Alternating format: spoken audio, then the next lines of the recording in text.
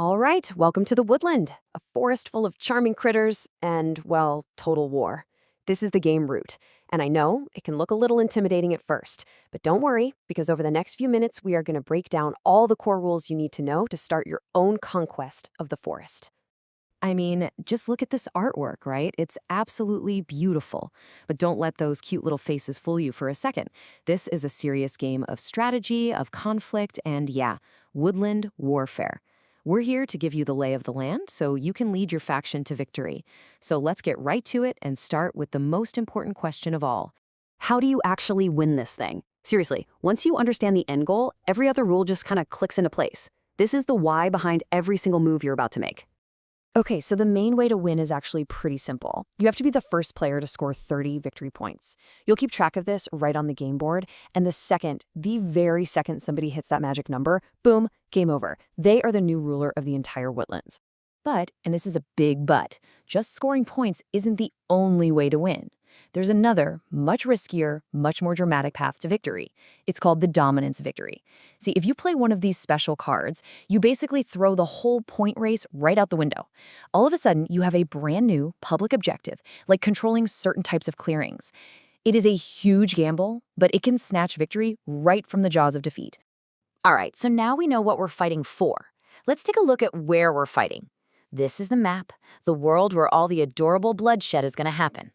The whole map is made up of these spaces called clearings. You can just think of them as the towns or villages of the forest. This is where you're going to build your stuff, where you'll fight your battles, and where you'll try to control territory.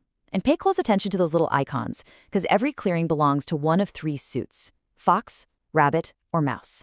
And trust me, this is super important. Those suits are going to determine which cards you can play and what actions you can take. Getting around is actually really straightforward. The clearings are all connected by these paths, and they're basically the highways of the forest. If there's no path connecting two clearings, you can't move between them. It's really as simple as that. Okay, now for a concept that is absolutely critical. It's called rule. You rule a clearing if you have the most pieces there, and that's your warriors and your buildings all added together. Now, if it's a tie, nobody rules. And ruling is so important, it's the key that unlocks a ton of other actions, especially moving your armies around the map. So, how does this all come together? Well, every player's turn follows the exact same three-part rhythm. Once you learn this flow, you'll pretty much understand the whole structure of the game. The easiest way to remember it is to think of it like a day in the forest. You always start with birdsong. That's your morning prep phase. Then comes daylight, and this is where you're going to take most of your big actions. And finally, you wrap it all up with evening, which is your cleanup and resupply phase. Birdsong, daylight, evening. Every player, every single turn.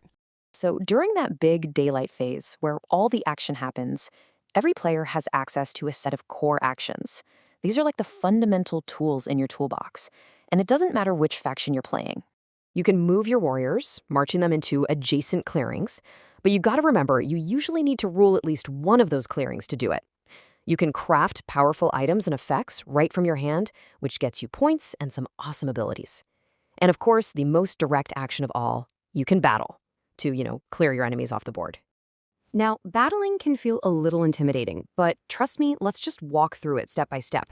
It's actually a really straightforward system of rolling dice and taking hits. It's way simpler than it looks. Okay, so first, the person being attacked, the defender, gets a chance to play an ambush card for a surprise first strike. After that, the attacker rolls 2 dice. The attacker deals hits based on the higher roll, and the defender deals hits based on the lower roll. Finally, both players take their hits at the exact same time, removing 1 piece for each hit they took. And here's a key detail. You have to remove all your warriors in a clearing before you're allowed to remove your buildings or tokens. Okay, so we've covered the rules that everyone shares. But right now, we get to the absolute magic of Root. The thing is, every single player at the table is playing an almost entirely different game. Think of it this way. The core rules we just went through, that's the foundation that everyone is playing on. But your specific faction, that gives you a unique power to bend or sometimes to just completely shatter those rules. And that, right there, is what makes every game of Root feel so new and exciting. So, for example, you've got the Marquise de Cat. They're basically building this huge industrial engine of sawmills and workshops. Then you have the Eyrie Dynasties, this proud monarchy that's forced to follow a strict set of commands that gets bigger every turn. or else they fall into chaos. You've got the Woodland Alliance, this populist rebellion spreading sympathy to start riots. And the Vagabond? They're just a lone adventurer playing everyone against each other. Every single faction is a totally different puzzle to solve. All right, so wrap things up, let's go over a few golden rules straight from the rulebook. If you ever get into a rules debate during a game, just remembering these principles will almost always give you the right answer. Just keep these 4 things in your head. 1. Faction powers beat general rules, and card powers beat everything.